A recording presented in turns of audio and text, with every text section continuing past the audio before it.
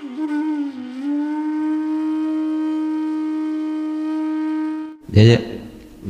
દાખલા તરીકે સૈદ્ધાંતિક રીતે જે સમર્પિત રહી રહ્યા છે એને ત્યાં હું પ્રસાદ લેવા જાઉં તો મને અસમર્પિતનો દોષ લાગે કે નહીં?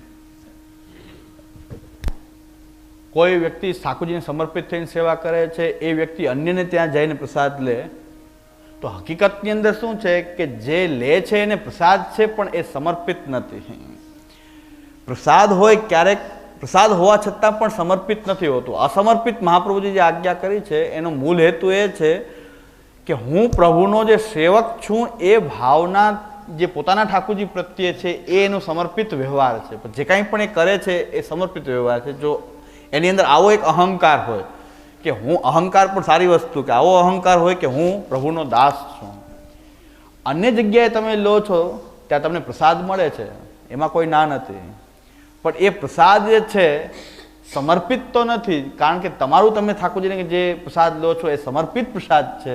અન્યત્ર તમે વ્યવહાર માટે ગયા, એક આપણો વ્યવહાર છે, વૈષ્ણવ વચ્ચેનો વ્યવહાર છે, ત્યાં આપણને પ્રસાદ પ્રાપ્ત થાય છે, પણ એ પ્રસાદ સમર્પિત પ્રસાદ નથી, પણ એક પ્રસાદ છે. બીજું, પણ આપણો જે વ્યવહાર છે એકબીજા પ્રત્યેનો એ સમર્પિત છે. કારણ કે વ્યવહાર આપણે નવાયો છે તે એની કોઈ લિમિટ તો હશે ને? હા, લિમિટ તો છે. દરેક વસ્તુ જે છે એવી છે કે કંઈક આપણે કરી રહ્યા છે. હવે કોઈ વ્યક્તિ એમ કે મારે તો, અમારા એક બાપા એવા મર્યાદી હતા, અમારી ઘરે જ એમણે છેલ્લે સુધી રહ્યા. ઠાકોરજી 20 વર્ષ પહેલાં, આ લિમિટની બહારની વાત કરું કે બધે લિમિટ બહાર કેવી હોય કે આપણો વ્યવહાર પરસ્પર કંઈક વ્યવહાર છે એના માટે આપણે ગયા, તો એમાંય ઠાકોરજીને આપણે નિવેદન કરીએ છીએ, આજ્ઞા માંગીએ છીએ, એના કારણે આપણો વ્યવહાર સમર્પિત હોઈ શકે.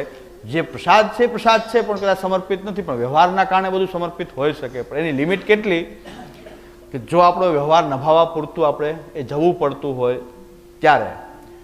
અમારે ત્યાં એક બાપા એવા હતા, એને અસમર્પિત વસ્તુ નામ તસ્માદ વર્ધનમ આચરિત એવું દ્રઢ થઈ ગયેલું હતું. ઠાકોરજી 20 વર્ષથી પધરાવી દીધા હતા. એ અમારા ઘરમાં રહેતા. પછી એમ કે રોજ આપને ત્યાં પ્રસાદ લેવો ઠીક નહીં. તો અમારા જુનાગઢની અંદર, અમારા ઘરની આજુબાજુ, હું નાનપણમાં 70 ઘર મર્યાદીના હતા. મારા ઘરની ફરતે 70 ઘર મર્યાદીના હતા. બધા એમ કે મર્યાદીની બધી ડીટો વિગત આપને ખબર કેમ છે? મેં કીધું જન્મજાત 70 ઘર મર્યાદીના અમારે મેં જોયેલા છે જુનાગઢની અંદર. કારણ કે જુનાગઢ જ મર્યાદીઓનું મેઇન સેન્ટર, પછી 24, પણ મૂળ ઉદ્ભવ સ્થાન આ જુનાગઢ જિલ્લો જ છે. 70 ઘર મર્યાદીના હતા. બધા વૈષ્ણવમાં ભાવના પણ પહેલાં એવી હતી, એક વૈષ્ણવ વ્યવહાર પણ પહેલાં બહુ સારો હતો કે ભાઈ આ બાપા હવે એમ માને છે કે હવે એને કંઈ કોઈ છે નહીં આગળ પાછળ, ઠાકોરજી પધરાવી દીધા છે, પણ હું અસમર્પિત થોડો લઉં. તો બધા વૈષ્ણવ એમ કહેતા કે એક દી આપણે બધાએ આને, એક આ 80-85 વર્ષના બાપા એક દી પ્રસાદ આપણે અહીંયા લઈ જાય. તો બધાએ નક્કી કરી લીધું કે ભાઈ એક દી આ કહી જાય, એક દી આ કહી જાય, તો બાપાનું કાયમી વ્યવસ્થા થઈ જતી. પણ ઘણી વખત કોકને એમ થતું, કોક તોય રહી જતા. બાપા વિચાર કરે કે આજ કોઈ આવ્યું જ નહીં. ઓલાને એમ થાય કે ઓલા આજ કીધું હશે, કાલે આપણે કહેશું. કોઈક ઉત્સવની રાહ જોતું હોય કે ભાઈ કઈ ઉત્સવ વચ્ચે આવતો હોય, એ દિવસે આપણે કહેશું એમ. તો બાપા રહી જાય ત્યારે અમારા કાકાજી એમ આજ્ઞા કરી, મારા પિતાશ્રી, કે કોઈ આમંત્રણ ન દે એ દી અમારે અહીં તમારે ક્યારે પૂછવું જ નહીં. 1 વાગે કહેશો તો તમારી પાત્ર થઈ જશે. કોઈ કાંઈ આમંત્રણ ન હોય તો અમારે અહીંયા તમારે લઈ લેવું. તમારે એ ચિંતા કરવી નહીં કે આજે કોઈ નથી આપ્યું તો આજનો દિવસ કેમ જશે. હવે આને અસમર્પિત વસ્તુ નામ તસ્માદ વર્ધનમ આચરિત કહેવાય કે ના કહેવાય? અને અસમર્પિત છોડ્યું કહેવાય? જેટલું લે છે ને એ બધું અસમર્પિત જ છે. સેવા વગર તો જે કાંઈ પણ તમે કરી રહ્યા છો એ બધું અસમર્પિત છે. કારણ કે સેવા જ નથી કરી રહ્યા, ફક્ત ભોગ ધરેલો પ્રસાદ એ લેવો છે. એને તો મજાજી વૈષ્ણવ એકબીજા આમંત્રણ આપતા હતા. એ જીવા ત્યાં સુધી એનું આવું રીતે નભી ગયું. કારણ કે એ ખાડો જે પડતો હતો એ અમે લોકો કીધું, અમારા કાકાજી એમ કીધું અહીં લઈ લેવું. તમારે એ ચિંતા હવે ક્યાં કરવી કે હવે આજે કોઈ નથી કીધું, હવે કોને કહેવા જાવ. એમાં એક દિવસ એ બાપાએ એક મર્યાદી વૈષ્ણવ, બધા એવા સ્વભાવ, મર્યાદી હોય એટલે સ્વભાવ સરખા હોય એવું જરૂરી નથી. મર્યાદ સરખી હોય પણ સ્વભાવ સરખી હોય. તો બાપા પ્રસાદ લેતા હતા. બાપાને પાછું ખાવાનો શોખ બહુ. એણે ઓલા મર્યાદીને બોલાવીને કીધું કે રોટલીની કોર બહુ કાચી થાય છે. તો એ કે ઊભો જ થઈ જાય, હાલ તો થાય. એક તો મેં બોલાવીએ અને હું ગરમી પકડી ગયા ઓલા અંદરથી કે ઊભો કરી દીધો, પાતળ ઉપરથી. કે આ આવું જ નહીં કોઈ દી.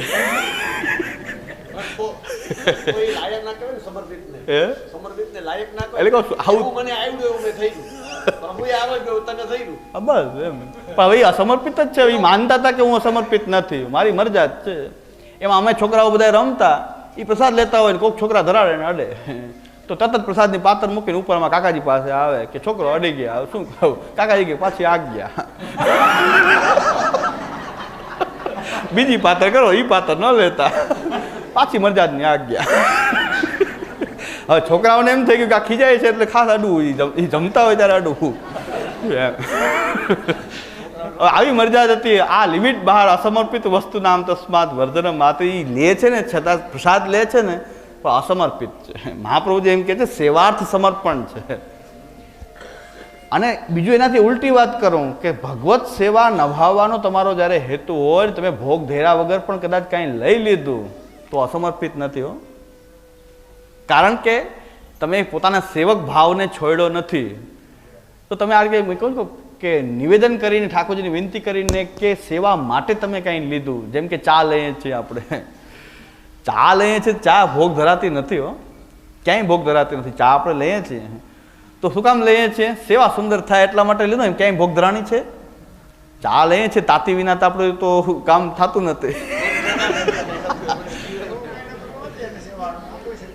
એ માથું દુખતું હોય તો સેવા ન થાય ને, માથું દુખે તો સેવા સરખી ન થાય એમ. પ્રસાદી તો નથી ને, ચા પ્રસાદી નથી, કારણ કે ભોગ આવી નથી. ભોગ જે આવે એ પ્રસાદ થાય.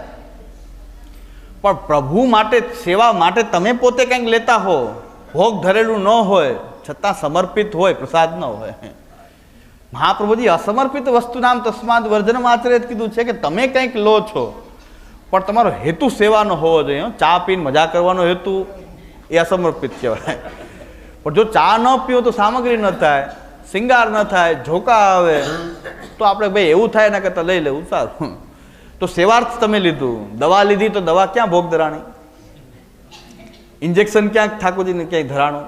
આપણે લઈએ છીએ. શું કામ લઈએ છીએ? કે સેવા આપણી સુંદર થાય. તો એ સમર્પણ થયું, પ્રસાદ નથી. દવા કંઈ પ્રસાદ ન હોય પણ સમર્પિત તો હોય ને.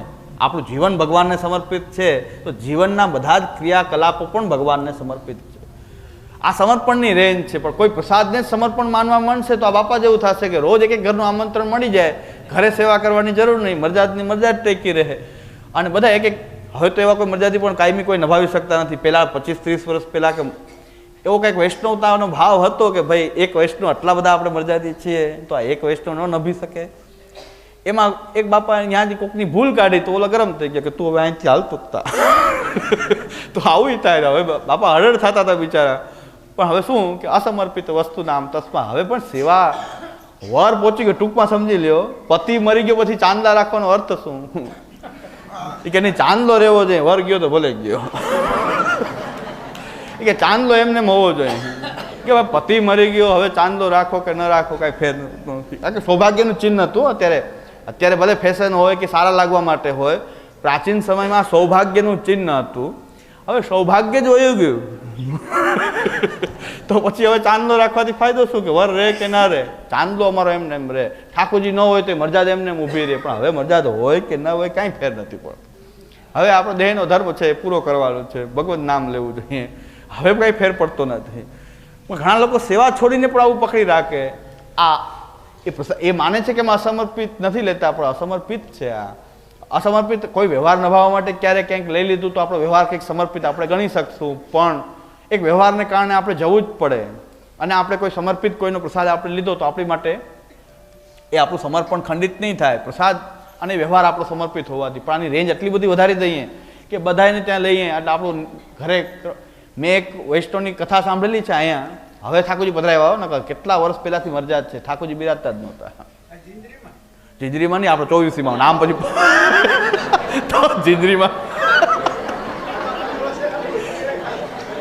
એવા મરજાદી આપણે 24માં હતા.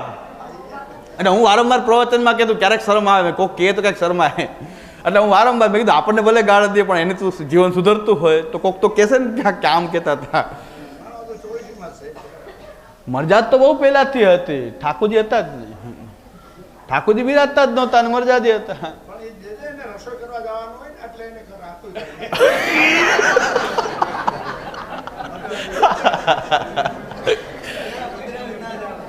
એટલે હવે આમાં સમર્પણ ક્યાં રહેશે? ઠાકુરજી નહીં બિરાજતા હોય તો સમર્પણ કેવી રીતે રહે?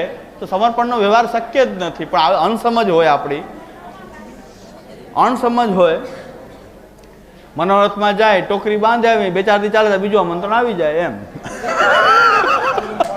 એક ટોકરી હાલે, આપણે ત્યાં ટોકરી કહેવાય. જ્યાંથી બાંધી આવીએ, 2-4 દી નીકળે ત્યાં કોઈક આમંત્રણ તો આવી જ જાય. સારા કારીગરો એ ઘરે નવરા ન રહી શકે. અત્યારે એવો સમય છે. સારું કંઈક આવડતું હોય તો એ નવરાજે રહી શકતા જ નથી, એવી પરિસ્થિતિ છે. કારણ એટલે સમર્પણનો પ્રસાદ આપણે લઈ શકીએ, સમર્પિત પ્રસાદ આપણે લેવો જોઈએ. આપણા ઘરે ઠાકોરજીને ભોગ ધરીને લઈ શકીએ. બીજું એક કહી દઉં, જેને ઠાકોરજી ન બિરાજતા એને પ્રસાદ મળે કે ન મળે, તો એના માટે મહાપ્રભુજી આજ્ઞા એમ કરે છે કે તમારાથી જો સર્વ સમર્પણપૂર્વક ભગવત સેવાનો નિર્વાહ ન થઈ શકતો હોય તો પહેલાં તો બ્રહ્મ સંબંધ ન લેવું જોઈએ. બ્રહ્મ સંબંધ સેવાર્થ હોય છે. બ્રહ્મ સંબંધ ન લઈને ખાલી શરણાગતિમાં, આજનો મુદ્દો એ છે કે શરણાગતિમાં રહીને કેવી રીતે પોતાનું કર્તવ્ય એને શું કરવું જોઈએ. તો શરણાગતિમાં જો ઠાકોરજીની સેવા ન બની શકતી હોય તો મહાપ્રભુજી પૂજન કરવાની આજ્ઞા કરે છે. સેવા જેનાથી ન નભી શકે એમ હોય તો એને, હવે સેવા મેંડ અપરસને કારણે ન નભે એ વસ્તુ આપણે છોડી શકીએ કે ભાઈ મેંડ વગર પણ ઓછી મેંડથી અપરસથી પણ સેવા થઈ શકે. કારણ કે અન્યને પ્રસાદ નથી લેવડાવતા, આપણે ઠાકોરજીને ધરી અને જેવી મેંડ હોય એવી. ઠાકોરજીને એક તો અપરસ હોતી નથી, ઠાકોરજીને મેંડ હોતી નથી. કારણ કે શિલા ઓદન જંગન રોટી અંગુરની બીચે ફળ ધરે ઓર ગોરસ કે પાતું.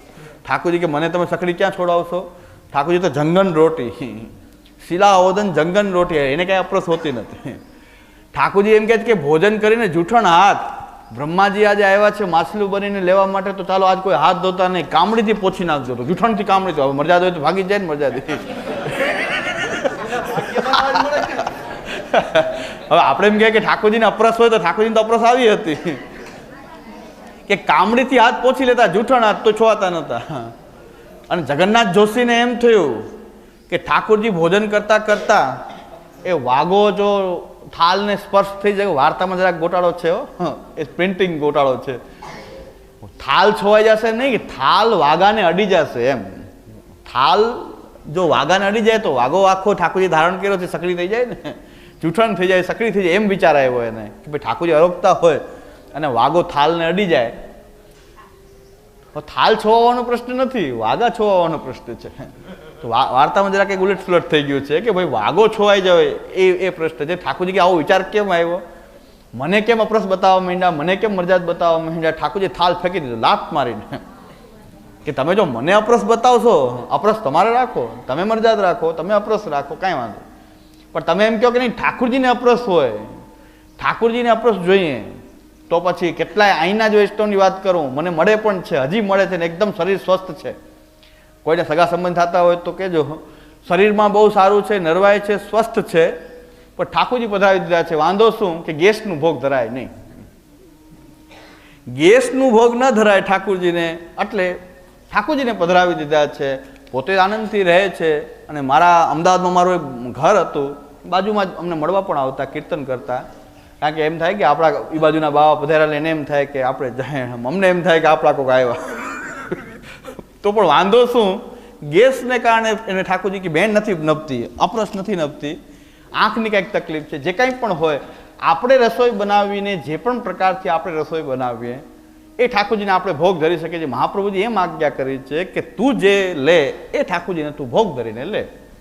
તો જે રસોઈ આપણે બનાવીએ છીએ એ જૂઠણ ન થાય, એઠું ન થાય. એટલું તો બધાને ખબર પડે કે ભગવાનને ભોગ ધરવાનું હોય એ વસ્તુ એઠી ન કરાય. આવી સાધારણ અપરસમાં પણ કોઈ ઠાકોરજીને ભોગ ધરીને, સખડી ભોગ ધરીને સેવા કરી શકે છે. તો ઠાકોરજી પધાર્યા પછી તમે તો સાવ બહાર જે રસોઈ બનાવે છે એમાંથી ખાનપાન કરી રહ્યા છો, તો ઠાકોરજીને અપરસ હતી કે તમારે અપરસ હતી? એટલે એમાં એનું એવું છે કે અમારા ગામના છે ને, એટલે મારી કોઈ જિંદગીમાં કોઈ જેમ પરિવાર હરગાવી નહોતી. એટલે રોટલી કેમ બને એ ખબર ના હોય, બાઈ કરતી હોય ને ભાઈ મારી ઘરે તો પછી એની પોઝિશન શું થાય? પણ સેવાની ભાવના હોય તો કોણ શીખીને આવ્યું હોય? બધાને આવડી જ જાય ને. કોણ શીખીને આવ્યું હોય એમ? બધું થાય, પણ કોણ શીખીને આવ્યું હોય, બધા રોટલી બે કરવી હોય તો કા ખીચડી કરીને પણ નિર્વાહ કરી શકાય. અથવા તો આપણા પરિવારના સભ્યો જે છે એ પરિવારના સભ્યોને પણ અપરસમાં સ્નાન કરાવીને કે જે રીતે શુદ્ધતાથી રસોઈ કરી દે તો આપણને ભોગ ધરીને આપણે લઈ શકીએ છીએ.